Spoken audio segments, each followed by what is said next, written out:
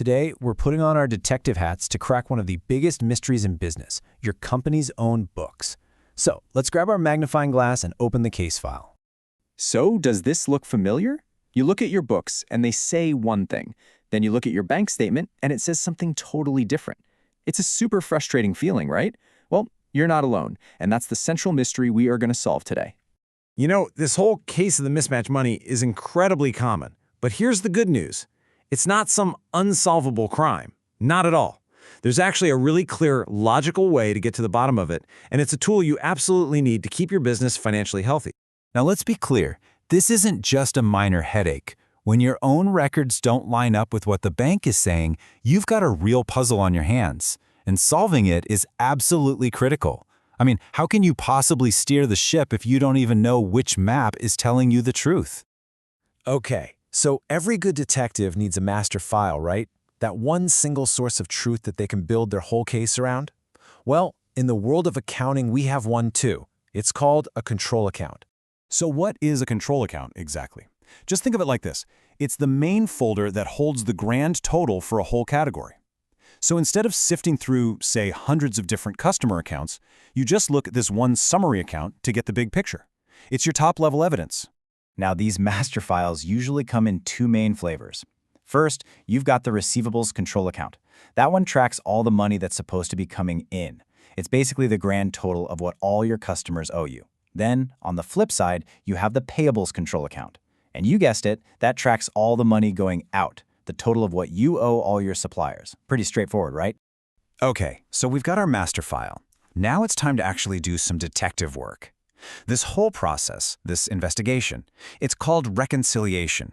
It's exactly how we figure out why the numbers just aren't adding up. And this investigation follows 4 simple steps.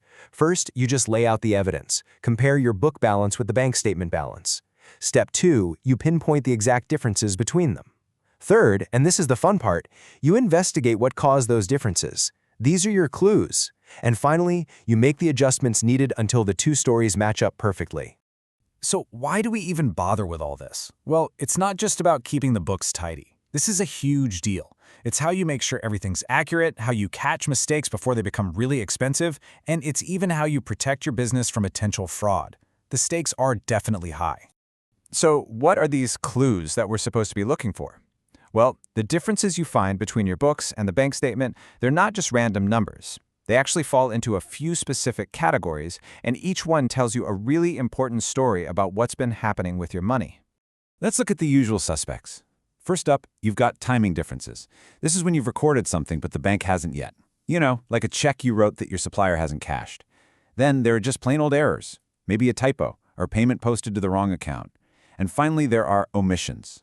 These are things the bank knows about but you forgot to record, like bank fees or a direct debit that slipped your mind.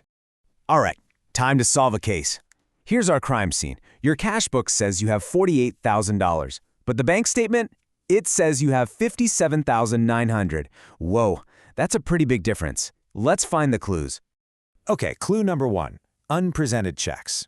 We dig in and find we wrote $8,400 in checks to suppliers. Now, we recorded that expense in our books, which is correct, but they haven't been cashed yet, so the bank's balance looks artificially high.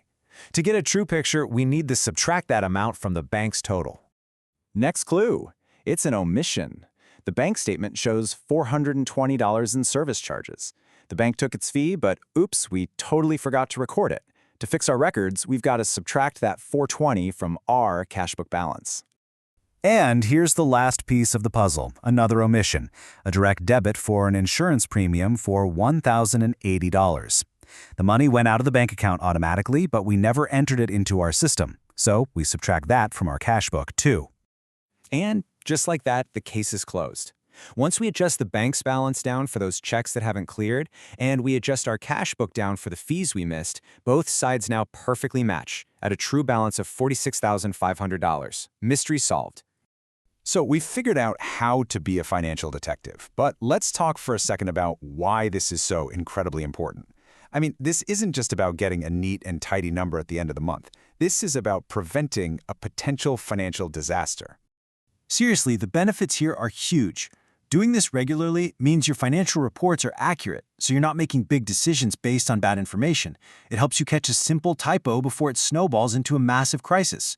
It's also a powerful defense against fraud because shady transactions have absolutely nowhere to hide. But most of all, it gives you a true, clear picture of your cash so you can actually invest, hire, and grow your business with real confidence.